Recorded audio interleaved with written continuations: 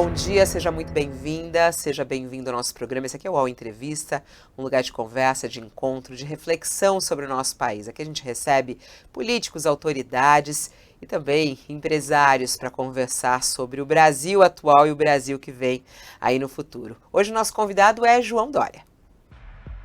João Dória cursou jornalismo e publicidade pela FAAP. Ingressou no cenário político aos 25 anos, ao assumir a Secretaria de Turismo em São Paulo. Depois presidiu a Embratur no governo Sarney.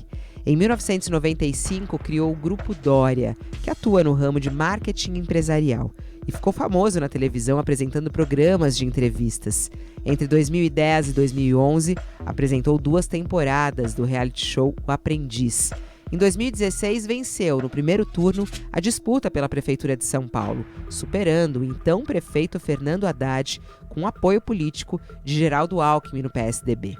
Ainda durante a campanha, Dória prometeu que não deixaria o cargo antes do fim do mandato, mas decidiu concorrer ao governo de São Paulo e foi eleito em 2018. Venceu as prévias para ser candidato do PSDB à presidência da República nas eleições do ano passado, mas enfrentou resistências internas. Por isso, desistiu e anunciou a sua saída do partido e o distanciamento da política. João Dória resolveu não apoiar de forma aberta nenhum candidato no segundo turno e se colocou neutro entre Lula e Bolsonaro.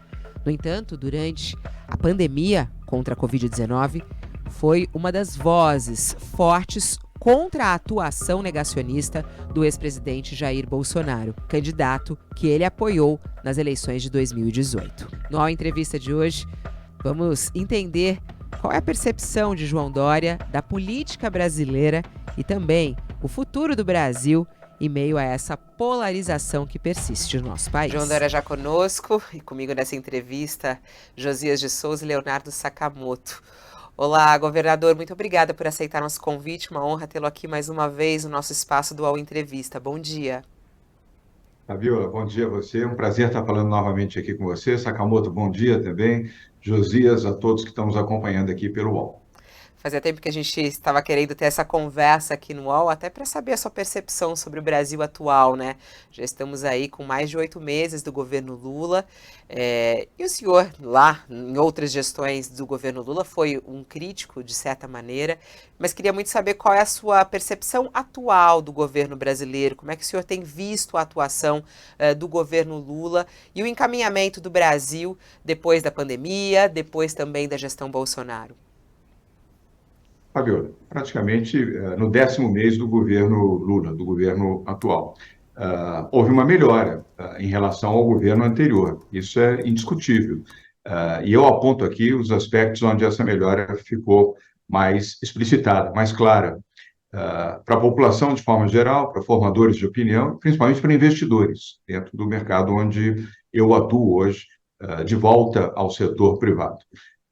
E eu destaco aqui o principal aspecto positivo desse governo, que é a gestão do atual secretário-ministro da Fazenda, Fernando Haddad. Fernando Haddad vem cumprindo bem o seu papel, até surpreendeu a muitas pessoas que não tinham essa expectativa, e ele cumpriu, a meu ver, muito bem todos esses meses iniciais. Primeiro, por ser uma pessoa atenta ao diálogo, e ele promoveu bem o diálogo neste período, com os setores produtivos, todos eles, indústria, comércio, setor de serviços, mercado financeiro, mercado internacional, e eu destaco também com o próprio Banco Central. Ao invés de fazer um enfrentamento, buscou o diálogo, ainda que mantendo as suas posições críticas. Trabalhou bem no arcabouço fiscal, contribuiu para o programa da reforma tributária, que nesse momento ainda se encontra no Congresso Nacional, estabeleceu princípios corretos, a meu ver, de tributar quem não pagava impostos, plataformas de apostas e outras plataformas que no Brasil cresceram muito, mas distante da contribuição fiscal. Estabeleceu um diálogo, a meu ver, sensato e equilibrado com todos os segmentos da economia e também com investidores internacionais. As viagens das quais ele participou ao Oriente Médio, à China, aos Estados Unidos e à União Europeia, em todos eles, o seu diálogo foi elogiado pelos interlocutores, fossem eles de governo ou do setor privado.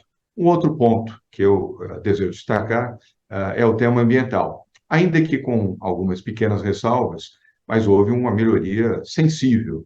É fato de que no governo anterior houve um desastre no domínio e na gestão do tema ambiental. Mas isso não tira a razão do elogio e da referência à ministra Marina Silva e àqueles que atuam no Ministério do Meio Ambiente, reposicionando o Brasil no respeito ao meio ambiente, ao território indígena, aos programas de descarbonização, ao Race to Zero, que o Brasil assinou o compromisso com a Organização das Nações Unidas, e isso reflete, e eu queria ressaltar, Fabíola, Sakamoto e a você, Josias, em investimentos que estavam travados. Eu não me refiro aqui a investimentos no Fundo Amazônico, investimentos em setores produtivos da economia brasileira, principalmente de investidores, bancos e fundos europeus e japoneses, que tinham cessado o ingresso desses investimentos enquanto o Brasil não tivesse uma política clara de proteção ambiental e dos seus compromissos com energias renováveis e o programa de descarbonização. Isso foi reafirmado nesse governo, logo no início, e com essa reafirmação, houve destravamento desses investimentos. Além do que, houve também manifestações várias, algumas já concluídas, para o ingresso de recursos no Fundo Amazônico para a gestão da floresta, a gestão correta da floresta amazônica. São dois pontos, poderia talvez destacar outros, mas ao longo da entrevista, havendo a oportunidade, o farei. Vejo com bons olhos até aqui. Obviamente também há ressalvas, mas eu aqui estou olhando meio copo cheio e falando sobre as Colocaria, coisas positivas.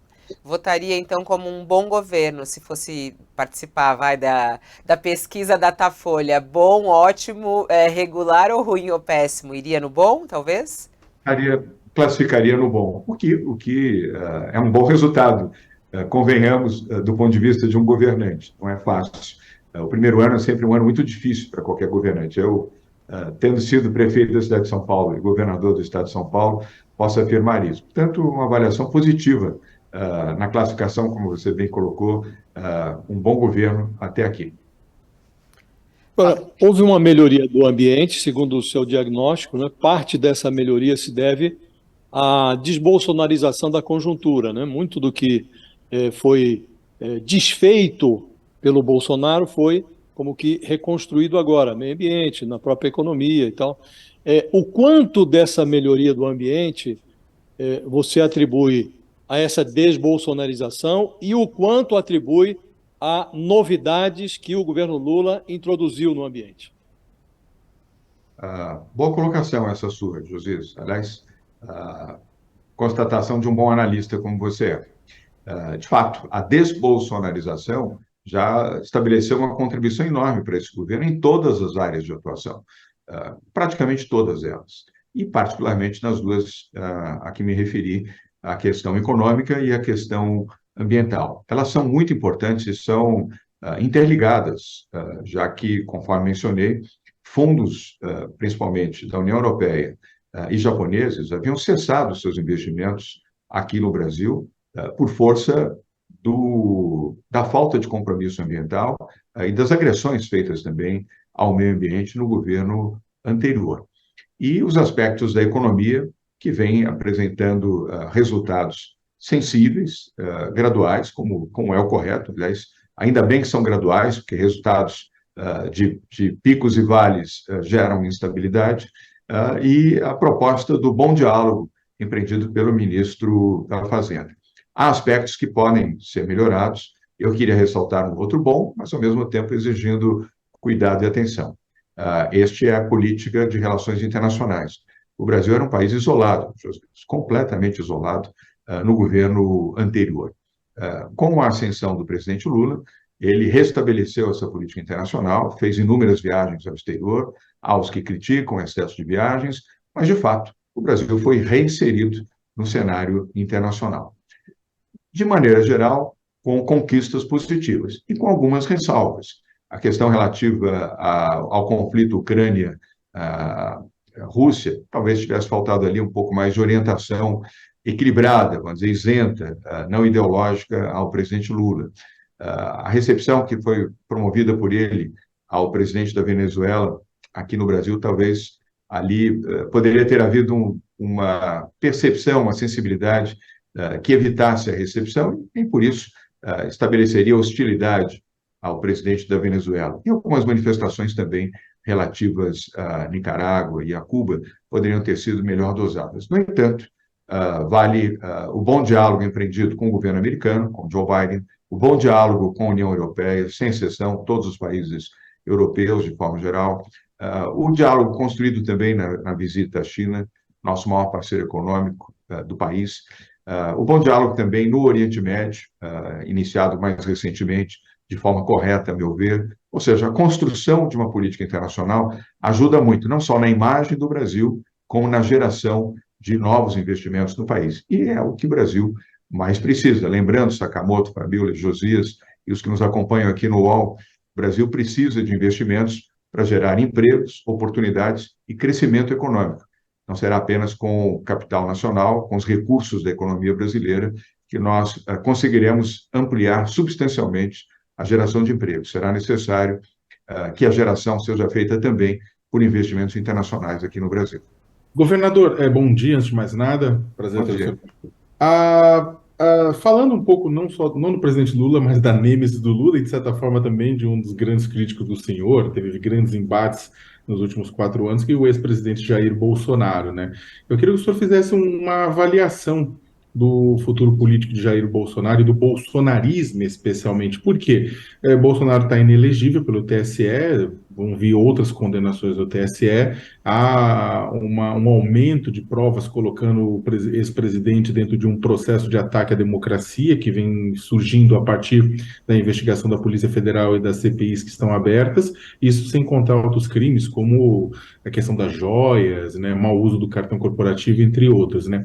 Ao mesmo tempo, o bolsonarismo ele continua uma força, né, o próprio bolsonarismo, na última eleição, ele tirou, né, ele acabou ocupando o lugar que foi do PSDB durante muitos anos no estado de São Paulo. São Paulo foi uma fortaleza tucana durante muito tempo, ocupou esse espaço, mas agora há uma pergunta, né? Para onde vai o bolsonarismo? Para onde vai o bolsonarismo sem o Bolsonaro como candidato? Como é que o senhor faz essa avaliação? A primeira avaliação é elogiar a sua análise, também perfeita e bem construída, e absolutamente verdadeira. O bolsonarismo não morreu. Se alguém tem a suposição de que ele desapareceu, não é fato. Ele segue firme com a adesão de pessoas que continuam confiando, acreditando na figura do ex-presidente Jair Bolsonaro. Não vejo perspectiva eleitoral para o ex-presidente Jair Bolsonaro pelas razões que você explicitou, as que já foram consagradas e as que virão pela frente. Mas o sentimento dessa extrema-direita segue muito forte. Por quê? Não há nenhum líder que tenha ocupado esta posição, ou mais à direita, ou mesmo de centro-direita, não há ainda, pode ser que surja, mas nesse momento não há. E cabe aqui uma observação também, Sakamoto. É preciso que o presidente Lula, que hoje lidera o país, possa liderar também pela pacificação do país, pela unidade do Brasil.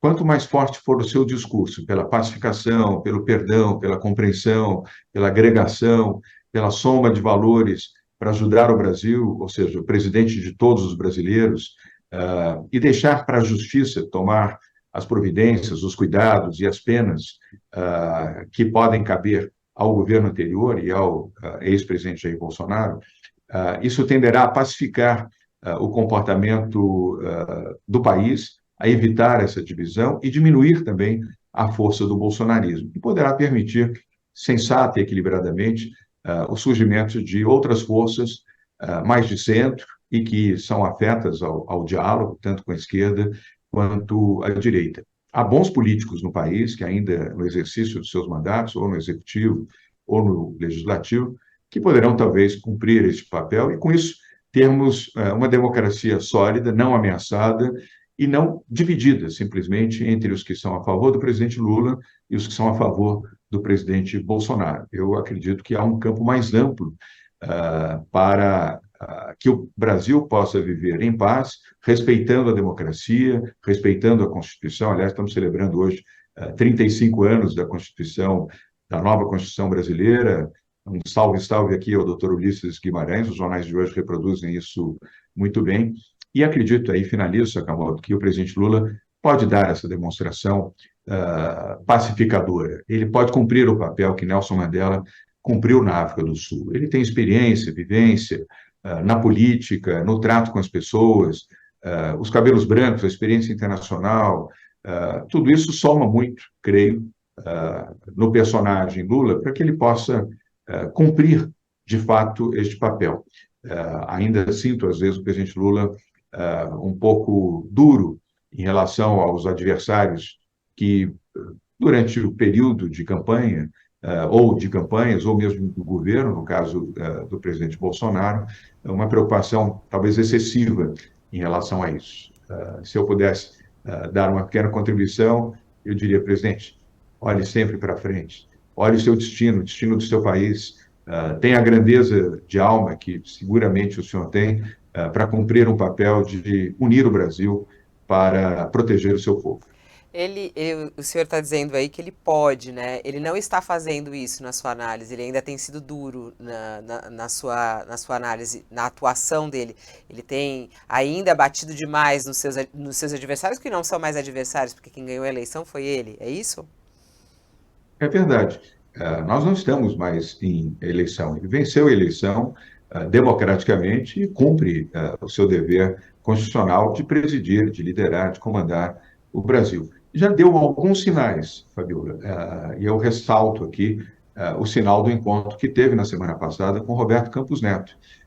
Um mês atrás, 2 meses atrás, 3 meses atrás, ninguém imaginaria que o presidente Lula pudesse receber Roberto Campos Neto, presidente do Banco Central. Mas ele recebeu. A ponte, aliás, bem construída pelo personagem que eu já fiz questão de elogiar aqui, Fernando Haddad, que levou o presidente do Banco Central ao encontro do presidente Lula. E foi um encontro civilizado, democrático, positivo. Aliás, com palavras dos dois lados, nesse sentido. Tanto o presidente Lula quanto o Roberto Campos Neto e o próprio ministro Fernando Haddad, que acompanhou o encontro, todos eles elogiaram o diálogo. E é isso que eu proponho, que mais iniciativas desse tipo sejam feitas. Isso vai desanuviar o país, vai melhorar a percepção de que o Brasil pode estar pacificado e, assim sendo, respeitar a sua Constituição, respeitando a democracia e, obviamente, o desejo dos eleitores. Temos, aliás, um bom teste no ano que vem com as eleições municipais em todo o Brasil. Agora, recentemente até o senhor falou, né, do pedido de desculpas por algumas declarações suas em relação ao Lula, em relação à prisão, que o senhor se arrependeu dessas falas. Está tentando alguma aproximação de Lula? Nos bastidores se fala isso, né, que está tentando alguma aproximação de Lula. Teve algum encontro com ele presencial? Quer se aproximar de Lula? A intenção não é essa, Fabiola, é apenas repor a verdade e os fatos. O pós-política faz muito bem, eu estou dentro dessa faixa do pós-política. Não pretendo voltar, aliás, a introdução dessa entrevista foi corretamente feita pela produção do UOL.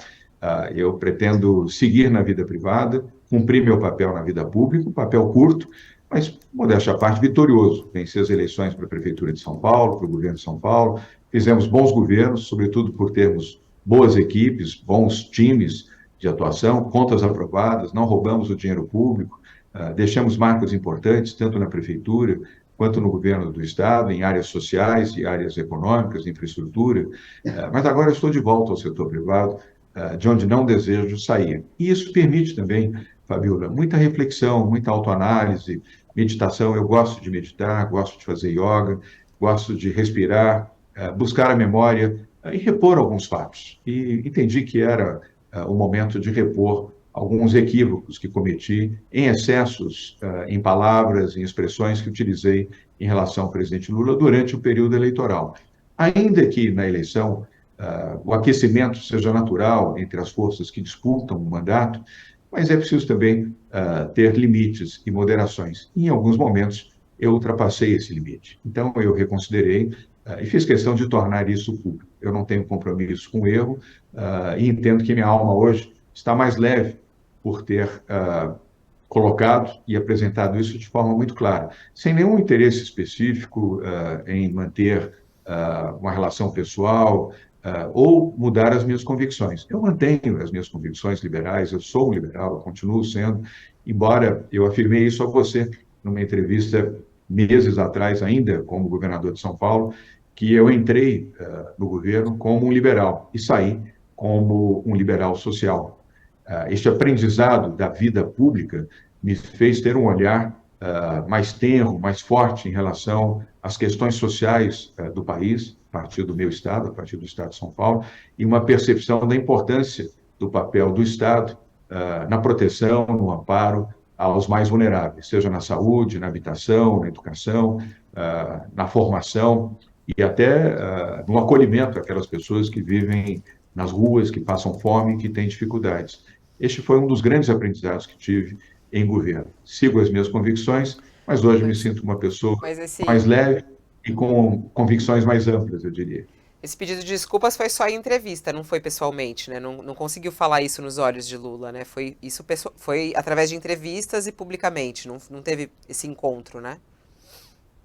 Sim, mas se houver, eu farei. Não há nenhuma dificuldade em reproduzir pessoalmente ao presidente Lula aquilo que tenho dito, mencionado, atendendo principalmente jornalistas que, como você, me indagam a esse respeito. Se houver essa oportunidade do encontro, eu repetirei isso e cumprimentarei o presidente Lula. Eu entendo que a civilidade no âmbito da política, ela é uma expressão da democracia. Você pode concordar, pode discordar, aliás, toda democracia há o contraditório, sem contraditório não há democracia, mas é preciso ter civilidade no trato da política, sejam nas eleições ou fora delas.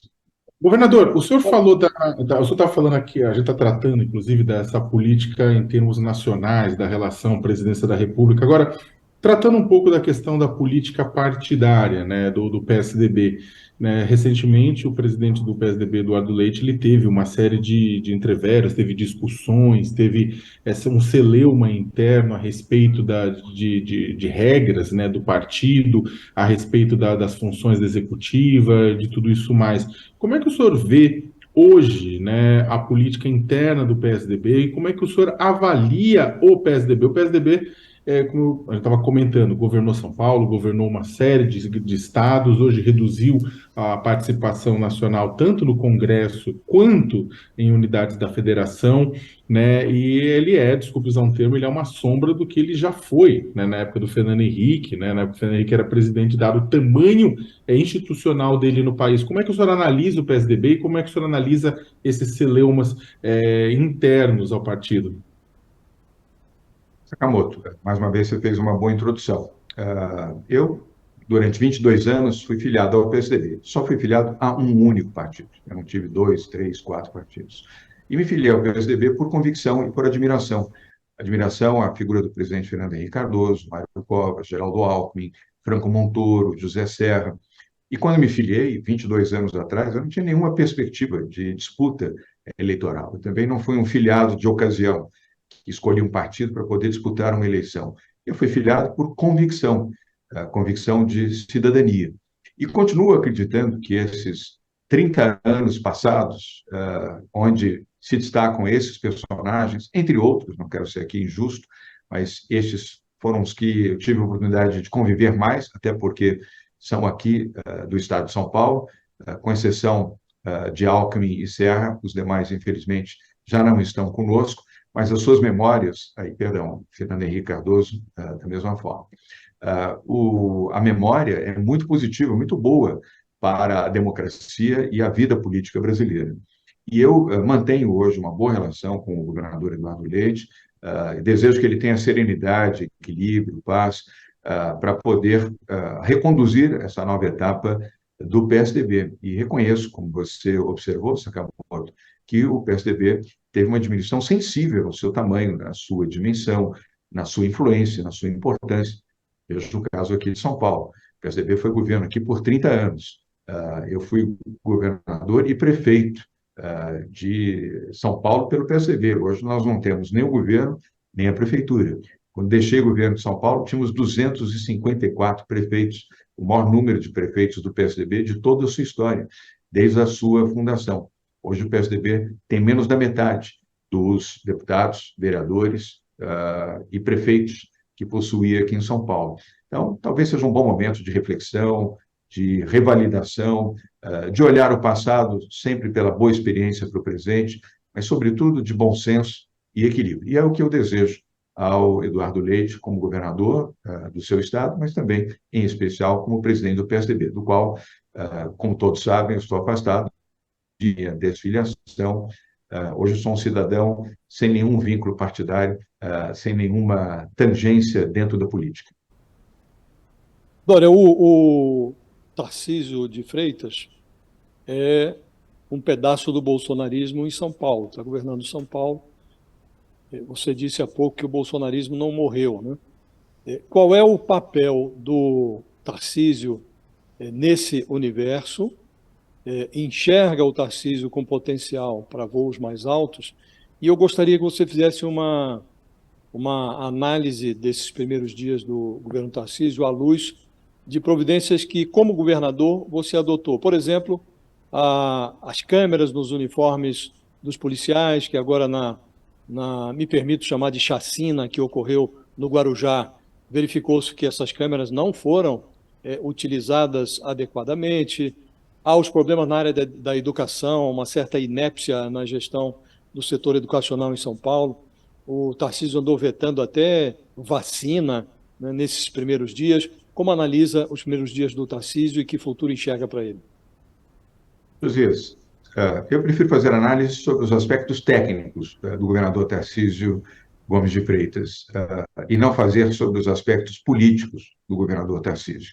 Sobre os aspectos técnicos, ele adotou uma política liberal, dando continuidade à política liberal que nós imprimimos no nosso governo, estabeleceu corretamente o compromisso de desestatização, de privatização da Sabesp.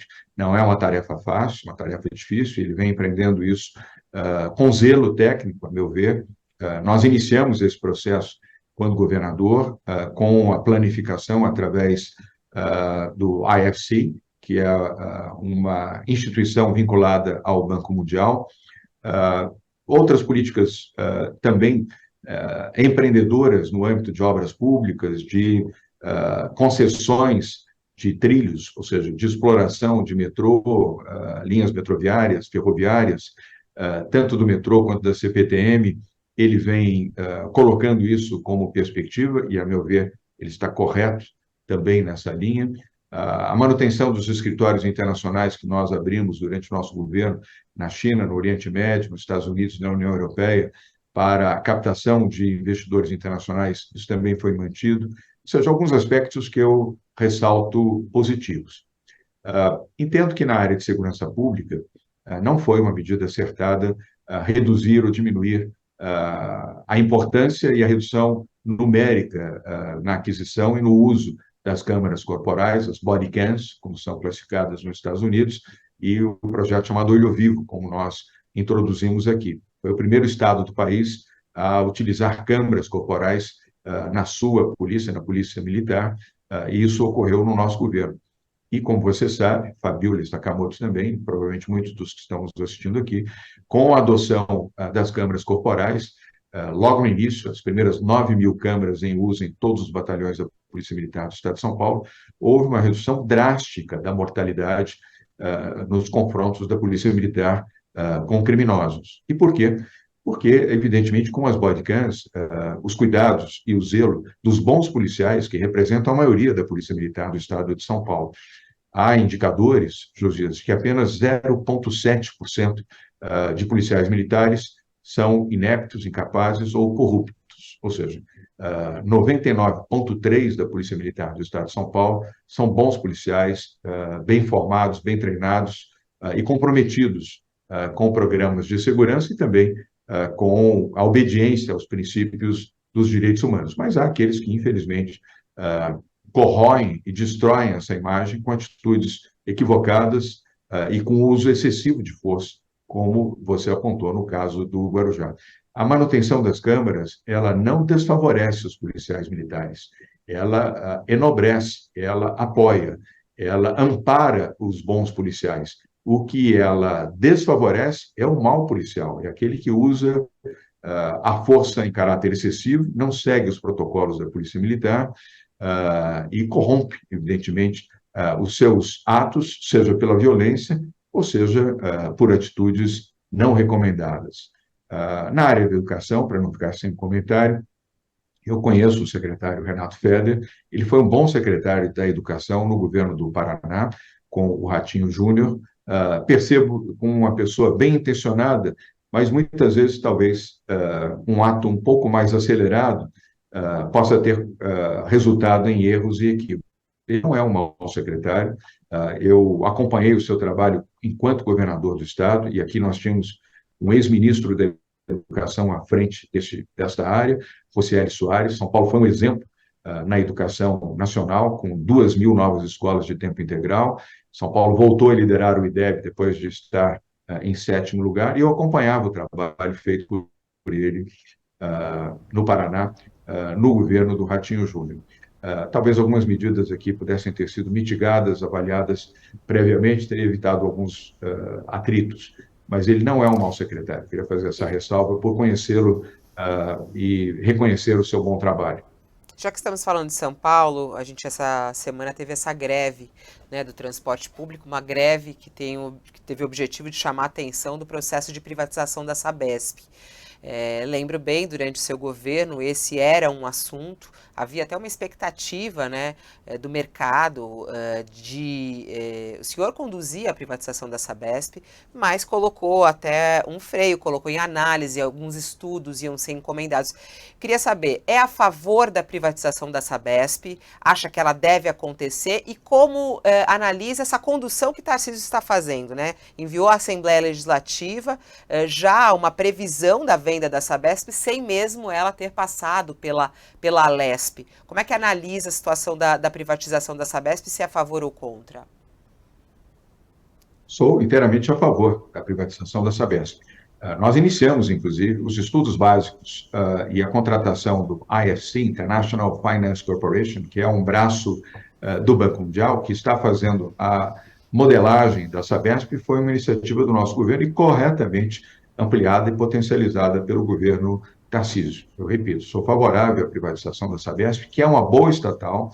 Queria ressaltar que, tecnicamente, ela é uma estatal correta, bem avaliada no seu trabalho de saneamento, no seu trabalho de atendimento à população nas cidades onde ela tem contrato. Como você sabe, os nossos internautas também, a Sabesp não tem o domínio de 100% dos municípios do estado de São Paulo. Tem o seu maior município, que é a capital de São Paulo, passou a ter o segundo maior município, que é Guarulhos, o que, aliás, foi uma contribuição dentro do projeto de despoluição do Rio Tietê, e teve uma atuação fundamental e essencial na despoluição do Rio Pinheiros, razão pela qual nós adiamos o seu processo de privatização para que pudesse ser concluído todo o investimento necessário, que foi de 4 bilhões de reais, para a limpeza e despoluição do Rio Pinheiros. Medidas que, aliás, precisam ser mantidas pelo atual governo, e eu entendo que isso está sendo realizado. Então, eu sou a favor e, agora, os aspectos políticos, quem pode apresentar suas postulações, o seu formato, é o atual governo. Eu, quando governador, mantinha uma relação muito fluida, muito positiva, de diálogo com a Assembleia Legislativa do Estado de São Paulo. Fazíamos reuniões todos os meses com todos os partidos, todos que quisessem participar das reuniões, participavam.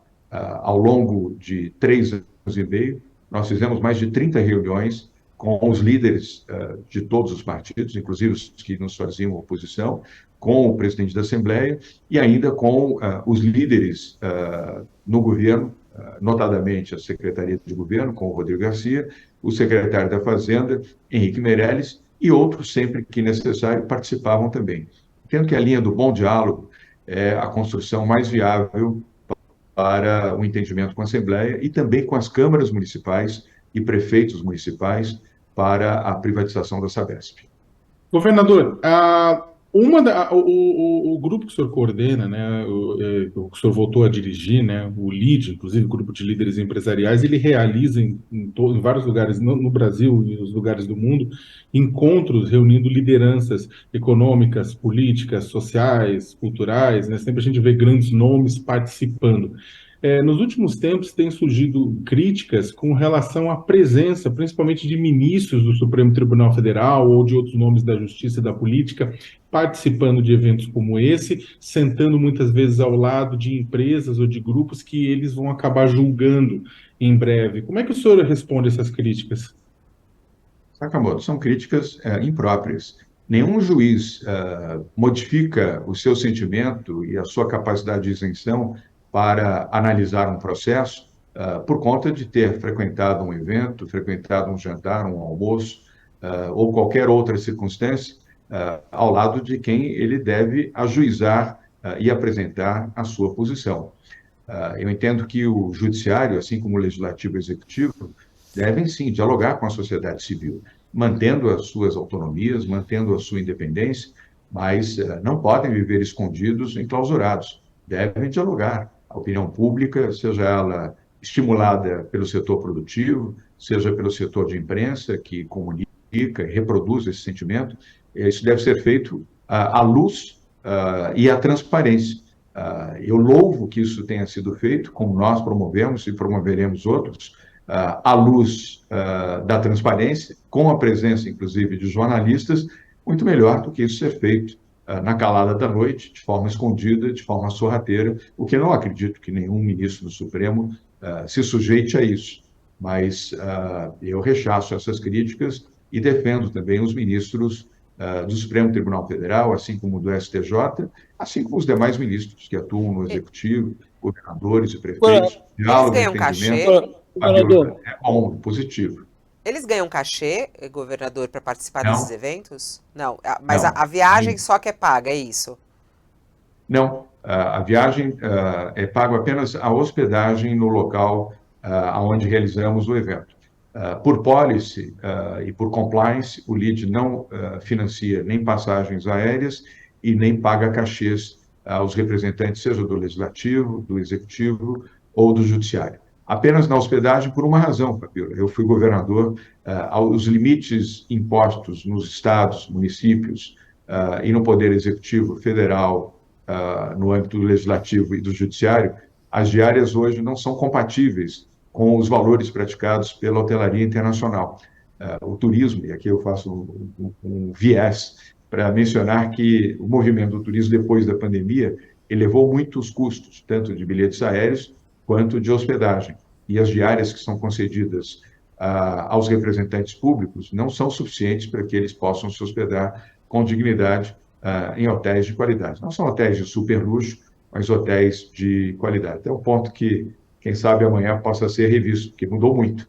Quem viaja, ainda que pontualmente, sabe disso. Os bilhetes aéreos aumentaram seus preços e a hospedagem também. Agora, Dória, essa transparência que você se refere é sempre louvável, né? Você diz, é melhor que os encontros ocorram às claras do que às escondidas. Agora, nós tivemos, acabou de sair da presidência do Supremo uma magistrada que faz o oposto do que alguns dos seus colegas realizam, né? A Rosa Weber, ela se guiava pela máxima do Cartola, né? Segundo a qual as rosas não falam, né? Ela não fala fora dos autos, ela não participa não frequenta palácios, não Não dá almoçou com entrevista, autoridades, não nunca dá recebeu entrevista, imprensa. não recebia imprensa no seu gabinete, era, como se diz, eu costumo dizer que era uma juíza de mostruário, né? E não lhe parece que o mais adequado da parte de um magistrado seria não confundir o devido processo legal com esse tipo de encontro? Encontros com empresários que frequentam ou que podem vir a frequentar processos que eles talvez tenham que julgar. Não, o magistrado não se distingue nesse universo a que você se refere? Você não está confundindo juiz com político? Não, Josias. Os 11 ministros do Supremo neste momento, estamos com 10 ministros do Supremo. Falta a indicação do 11º ministro do Supremo.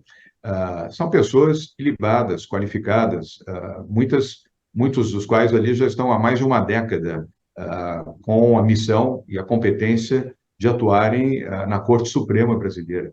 Nenhum juiz, por força de participar de encontros, entrevistas, seminários, palestras, conferências, no Brasil ou fora dele, vai comprometer o seu pensamento, a sua isenção e a sua capacidade de julgar.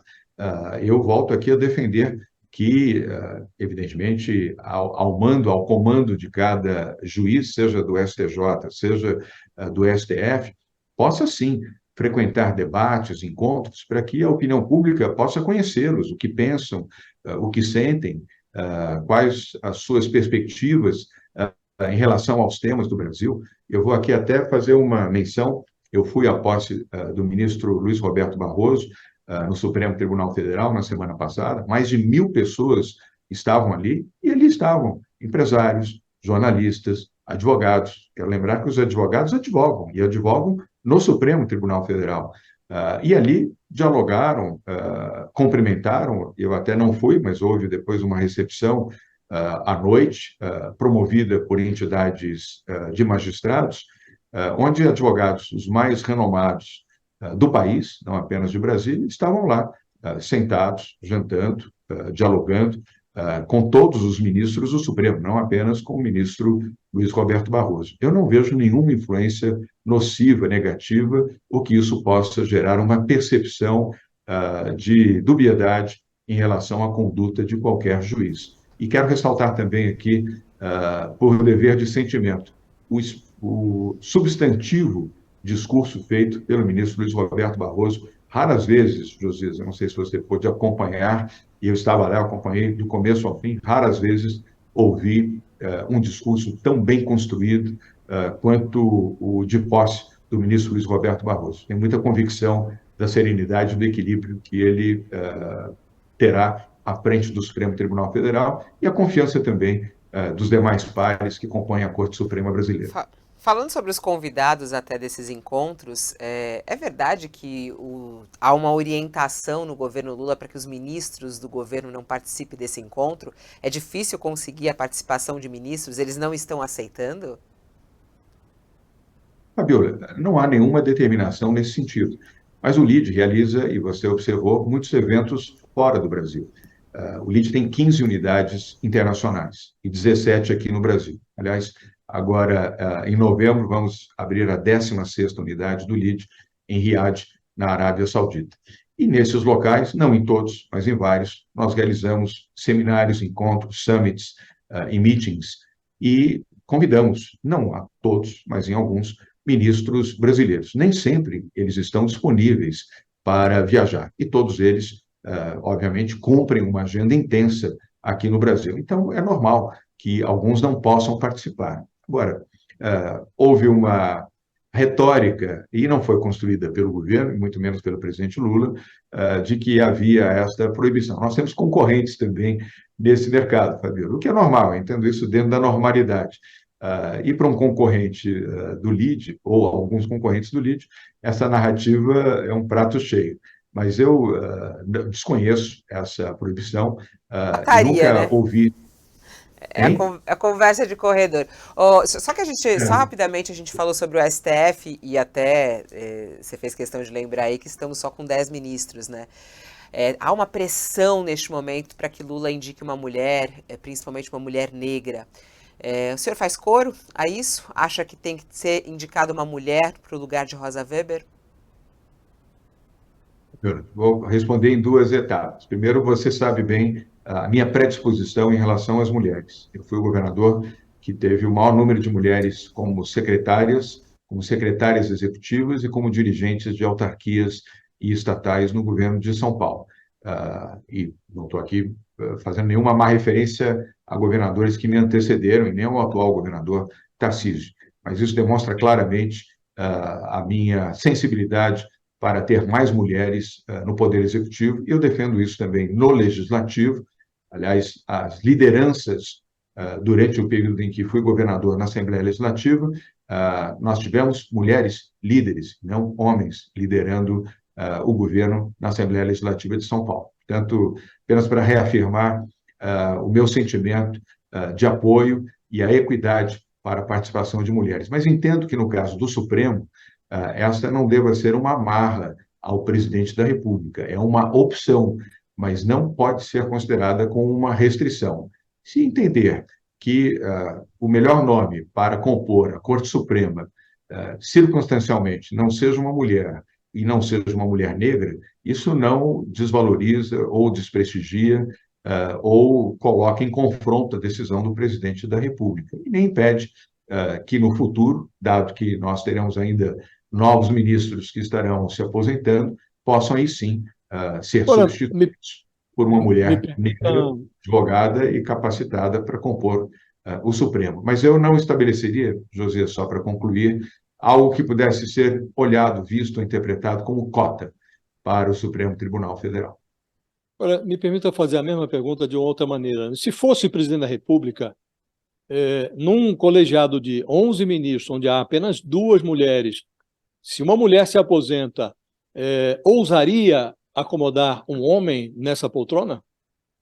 Boa resposta e serei direto na boa pergunta e serei direto na resposta. Sim, eu procuraria de todas as formas encontrar uma mulher capacitada, qualificada, e tenho certeza que não falta, para ocupar essa posição no Supremo Tribunal Federal. Governador, a gente no ano que vem vamos ter no Brasil inteiro mais de 5 mil municípios, eleições municipais, né, prefeitos, vereadores, e natural que há um ano, né, principalmente nos grandes colégios eleitorais, as movimentações se acentuem.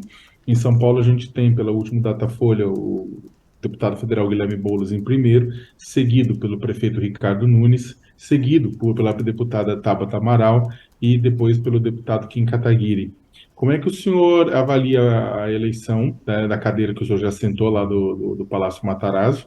E o senhor acredita que vai acontecer o que deve polarizar entre Guilherme Boulos e Ricardo Nunes? E se tivesse que apostar dinheiro, o senhor apostaria em quem? Sakamoto, são 4 bons candidatos e certamente existirão outros. Você destacou os 4 com talvez melhores perspectivas, incluindo a figura feminina da deputada Tabata Amaral.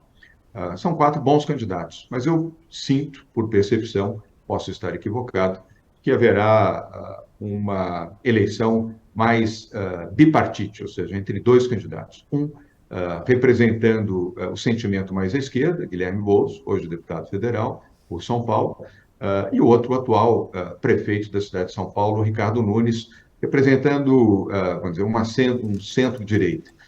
O Ricardo não é um extremista, não é um bolsonarista, eu o conheço bem, como conheço o Guilherme, como conheço o Tabata e Kim também, e os respeito a todos.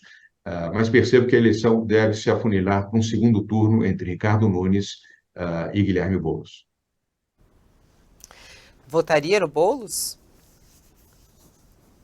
Eu já deixei claro, eu respeito, aliás, eu queria registrar a você, Fabíola, que enquanto prefeito de São Paulo e também governador, todas as vezes que Guilherme Boulos pediu audiência, ele foi recebido e tivemos um diálogo fluido, tranquilo, nada hostil e bem representativo na busca de soluções nos temas que ele nos apresentou.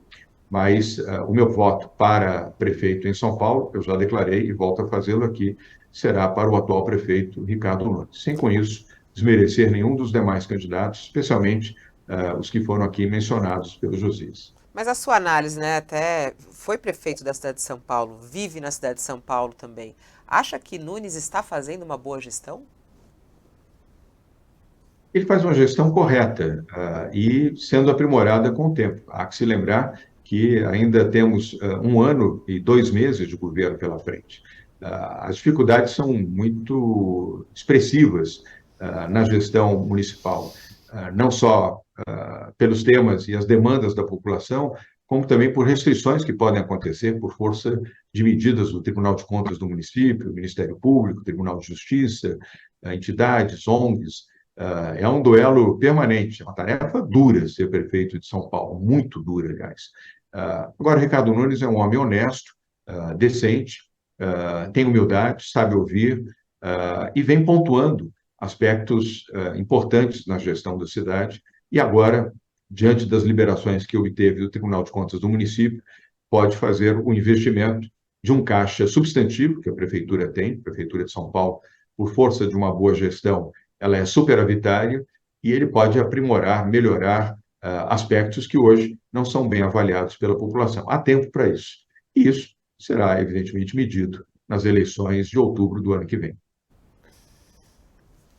Ô, Dória, você frequentou dois universos muito distintos, né? Frequenta um, frequentou o outro, o universo privado e o universo público. Saiu da cena pública, diz que não volta mais, portanto, deve haver alguma decepção nessa sua passagem pelo universo público. Queria saber quais são as diferenças do mundo empresarial e o universo da política e as disfunções da política que levam um presidente a remunerar, por vezes, o legislativo para obter decisões. Elas são passíveis de correção? Há como corrigir esse relacionamento promíscuo entre executivo e legislativo? O que há de diferente entre a praticidade do mundo empresarial e esse universo mais emperrado da política? Há diferenças, e elas são substantivas. Você utilizou uma palavra correta, a praticidade do setor privado, e eu vou utilizar uma outra palavra para classificar a gestão pública, tanto no legislativo, no judiciário, quanto no executivo. A complexidade. A praticidade no setor privado é que você analisa, delibera, toma decisões com prazo e executa, dentro de valores previamente estabelecidos, de condições e de tempo, e executa. E, obviamente, com mais chances de executar bem do que mal, mas correndo riscos também, como toda execução de tarefas, de programas, podem haver falhas. Na área pública, a complexidade é muito maior. As intervenções dos tribunais de contas, do Ministério Público, dos tribunais de justiça, da própria população, o juízo da imprensa. A imprensa ocupa majoritariamente o seu tempo, está correto, avaliando a área política, tanto no executivo quanto no legislativo e no judiciário. A atenção da imprensa, de forma geral, ao setor privado é minoritária e é compreensível. Então, há uma complexidade na vida pública muito grande. Eu não saí frustrado da vida política, eu saí feliz, realizado e melhorado. Hoje eu sou uma pessoa melhor como ser humano e mais experiente como gestor também. A experiência da gestão pública hoje me serve na gestão privada. E você poderia me perguntar, mas que lições você extraiu da vida pública para poder levar à vida privada? O diálogo, a parcimônia, a paciência, a capacidade de compreender, perdoar. Eu não tinha na dimensão que tenho hoje, depois de viver 6 anos na vida pública como prefeito de São Paulo e como governador. Portanto, eu tenho gratidão à vida pública. Ela me tornou uma pessoa melhor, mais paciente, mais afeta ao diálogo, à compreensão, inclusive aos erros, aos equívocos, às impertinências. E hoje isso eu aplico na minha atividade privada.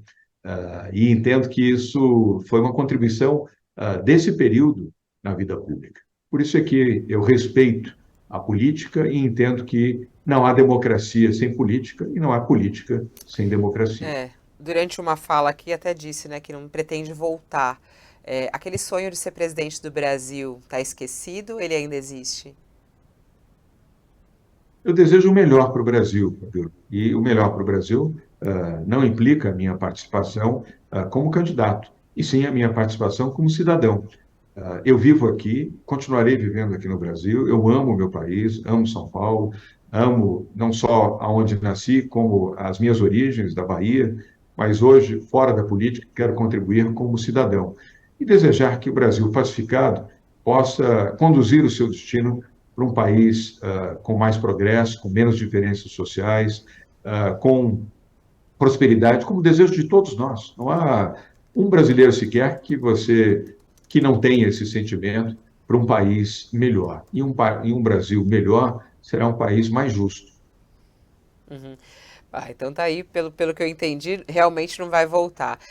Falou bastante sobre democracia, e ficou só, até quando o Sakamoto lhe perguntou a respeito do Bolsonaro, ficou só uma questão aqui na minha mente que eu queria muito te ouvir, Edória, sobre a questão do 8 de janeiro, né?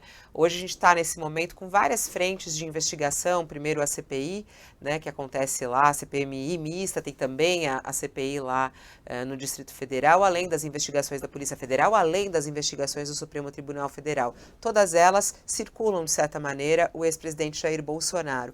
Duas perguntas. Em primeiro, vê alguma responsabilidade de Bolsonaro no 8 de janeiro? E segundo, entende que o 8 de janeiro foi uma tentativa de golpe no Brasil? A responsabilidade do ex-presidente Jair Bolsonaro cabe ao judiciário analisar, acompanhar as investigações que estão sendo feitas, principalmente pela Polícia Federal, mas também por outros organismos, e deliberar se houve ou não participação direta do ex-presidente Jair Bolsonaro. Em relação à segunda pergunta, claramente houve uma tentativa de golpe, orquestrada, construída, consentida, mas houve uma tentativa de golpe. Eu tenho 65 anos, eu acompanhei o golpe que o Brasil sofreu em 64. Meu pai foi cassado no seu mandato na primeira lista, no ato institucional número 1. Foi para o exílio e eu fui depois com minha mãe e com meu irmão. Vivi 2 anos no exílio, meu pai teve que viver 10 anos, se voltasse seria preso, como qualquer outro brasileiro exilado, tivesse sido parlamentar, ou intelectual, ou jornalista, ou um cidadão que se opôs ao golpe militar. A tentativa, naquele 8 de janeiro, era uma tentativa clara de um golpe, e um golpe militar. Eu não tenho nenhuma dúvida disso. Por isso, apoio as investigações. Entendo apenas que esse processo deve ser conduzido pelo judiciário, principalmente, sem comprometer a qualidade da gestão do executivo e a missão de pacificar o Brasil, mas ao judiciário finalizar as investigações, as análises e punir quem deve ser punido, fosse quem estivesse no poder, fosse quem estivesse no exercício de qualquer mandato, pode ser até aqueles que, no âmbito das Forças Armadas, tenham contribuído para aquele movimento, ou os que tenham financiado e participado. Foi um triste momento, aliás, um dos mais tristes momentos da história do país. Dória, essa sua migração do mundo político para o mundo empresarial, a volta ao mundo empresarial, você já disse aqui que o seu universo retórico se ampliou e tal, mas é muito curioso você dizer, é muito categórico, peremptório, houve uma tentativa de golpe. Aí quando é para avaliar a participação do Bolsonaro, não, o judiciário vai ver e tal. Não é nítida essa participação? Por tudo que fez, pelo discurso, pela contestação às urnas, pela fuga, se por assim dizer, para os Estados Unidos, a falta de reconhecimento da vitória do adversário. Não há uma nitidez em relação a essa responsabilidade? Acumpliciou-se ali com aqueles acampamentos em porta de quartel. Por que você é tão condescendente na avaliação em relação ao Bolsonaro no que diz respeito a essa tentativa de golpe? Josias, não é condescendência, é prudência apenas. Eu não sou juiz do ponto de vista de classificar esta ou aquela pessoa como responsável por um ato tão triste na história do país, como a tentativa de um golpe. Houve leniência, isso é claro, não é preciso nem discorrer sobre isso para ficar claro que, havendo uma postura diferente do mandatário do país, do ex-mandatário, certamente aquele movimento não teria crescido e assumido aquela proporção que nós vimos em 8 de janeiro. Mas cabe, sim, ao judiciário, aqueles que têm a competência de fazerem o juízo, de julgarem e emitirem a sua posição. Mas não foi uma atitude correta do presidente Jair Bolsonaro, o seu comportamento leniente, de não se opor àquilo que estava sendo construído e que culminou com o 8 de janeiro. Nesse sentido, ele teve um papel condenável. Mas daí a classificá-lo como agente, isso pode até ocorrer, mas serão as forças da justiça que deverão imprimir esse julgamento. Já que você fala da questão da justiça, me lembrei aqui da questão do uso das máscaras, né? Que Bolsonaro não usava durante a pandemia. Que a gente falava bastante, né? Durante esse período no qual o senhor era governador, eu ainda estava na Rádio CBN, depois já aqui no UOL. Eu lembro do seu incômodo, né? Em relação à atitude de Bolsonaro, em relação à pandemia. Aí vieram as multas, veio o julgamento, ele teve que pagar a multa. Isso lhe trouxe um pouco de satisfação ou de certa maneira, um senso um pouco de justiça por ele ter que pagar a multa por não ter usado máscara aqui no estado de São Paulo? Pelo senso de justiça, sim, porque foi um péssimo exemplo. Enquanto aqui nós estávamos colocando e tornando obrigatório o uso de máscaras em transportes públicos, em movimentos onde as pessoas, ao saírem das suas casas, eram recomendadas a utilizarem máscaras, o presidente da República desobedeceu uma orientação legal imposta aqui no estado de São Paulo, e como qualquer cidadão, ele estaria sujeito às penas, e penas que foram agora praticadas e ele teve que pagar. Portanto, ajuizado foi, e ele teve que cumprir, como qualquer outro cidadão, o pagamento das multas. A atitude, o comportamento do presidente Bolsonaro durante a pandemia foi o pior possível, não há dúvida, e eu me expressei durante todo o período da pandemia, 2 anos e meio, a favor da vacina, a favor da ciência, a favor do distanciamento, a favor das máscaras, a favor do atendimento aos princípios básicos que a ciência determinava, fosse aqui no Brasil, as pessoas corretas da ciência, fosse a Organização Mundial de Saúde, de que era importante ter a vacina e não a cloroquina, de que era importante manter o afastamento e não deixar as coisas como estavam, de que era fundamental a utilização de máscaras no transporte público ou em qualquer situação onde houvesse a proximidade entre as pessoas. E repito, Fabíola, São Paulo foi o primeiro estado do Brasil a decretar quarentena, o primeiro estado a obrigar o uso de máscaras em transporte público, o primeiro estado que trouxe a vacina, 124 milhões de doses da vacina Coronavac foram trazidos pelo Butantan e pagos pelo governo de São Paulo,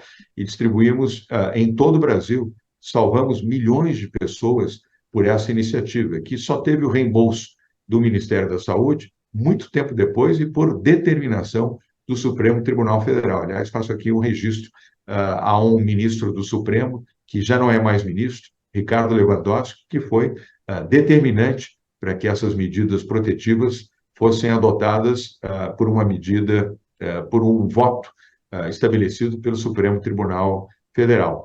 Ajudamos a salvar vidas, enquanto outros, infelizmente, contribuíram para que vidas fossem perdidas.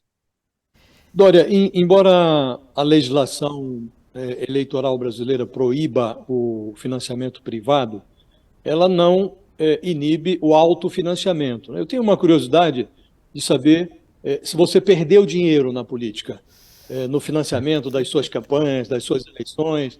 Teve muito prejuízo ou não? Teve, sim, boa colocação, boa lembrança essa sua. Estou sorrindo aqui porque sei o volume que representou o meu investimento nesses 6 anos de vida pública. Primeiro, eu devolvi todos os meus salários para a atividade social. Como prefeito, não recebi nenhum salário, doei todos eles para o Fundo Social do município de São Paulo. Como governador também, todos os salários, inclusive 13º, foram destinados para o Fundo Social de Solidariedade. Financei majoritariamente a minha primeira campanha à Prefeitura de São Paulo. Financei parcialmente a minha segunda campanha para o governo do Estado de São Paulo. E me afastei das empresas que criei, mas tive, felizmente, o privilégio de ter meu filho mais velho, João Dória Neto, e outras figuras, como Luiz Fernando Furlan, no comando dessas instituições, para que, mesmo na minha ausência, elas pudessem ser produtivas e apresentassem bons resultados. Chegou a contabilizar o prejuízo, não? Não. Acha que faltou faro empresarial nesse seu investimento político? Não, não, porque as minhas decisões que motivaram a minha vinda para a política não levaram em conta nenhum aspecto monetário, nenhum aspecto pecuniário, e sim o desejo de ajudar o Brasil, ajudar o meu país, ajudar São Paulo, e assim eu fiz. Felizmente, Josias, eu comecei a trabalhar como office boy aos 14 anos de idade, e tive êxito, e acumulei um bom resultado econômico na minha vida, que me permitia fazer um investimento de tempo e até um investimento financeiro no exercício da vida pública, mas com um único interesse: servir São Paulo e servir o meu país. E foi assim que fiz, e de forma honesta, transparente e transformadora. Muito obrigada por aceitar nosso convite. Vamos encerrando aqui a nossa entrevista. A gente ultrapassou um pouquinho o tempo, peço desculpas, mas foi um bom papo aqui. Passamos pelos principais assuntos, né, em evidência hoje no nosso país. Muito obrigada, até uma próxima oportunidade.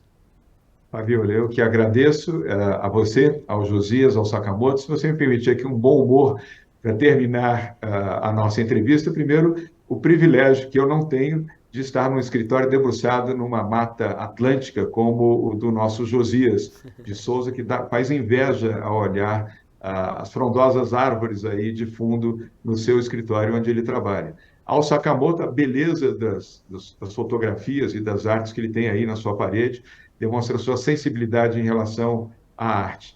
E a você, Fabiola, com esse seu new look, que eu não tinha há tempos que eu não via você, parabéns. Está uma mulher mais bonita do que já é. O governador deixou a política? Não, o governador não deixou a política. Continua. É o jeito dele. A gente já está acostumado, né? Muito bom. Obrigada, governador. Muito obrigada por estar aqui. Até uma próxima oportunidade. Josias, obrigada, até. Até, Fabiola. Obrigado, Sakamoto. Obrigado ao governador. Até a próxima. E o Sakamoto até daqui a pouquinho, né, Sakamoto? Temos encontro no All News. Até daqui a pouco, Fabiola. Até logo, Josias. Muito obrigado, governador. Assim a gente encerra o nosso All News de hoje com o ex-governador João Dória. E agradeço aqui a sua audiência, a sua companhia no nosso programa. Eu volto daqui a pouquinho. A gente volta agora ao meio-dia para a nossa edição do All News, com os principais assuntos do dia. Claro que a gente está acompanhando as investigações sobre o assassinato de 3 médicos numa barraca de praia lá no Rio de Janeiro, num quiosque na praia da Barra da Tijuca, no Rio de Janeiro, que aconteceu durante a madrugada. Médicos de São Paulo, entre eles o irmão da deputada federal Sâmia Bonfim. Aqui na nossa edição do meio-dia, a gente traz a atualização desse caso, das investigações, as repercussões também política. O presidente Lula se pronunciou a respeito disso, além também do ministro da Justiça, Flávio Dino. Em instantes, estaremos de volta aqui no nosso All News com detalhes a respeito disso. Até lá.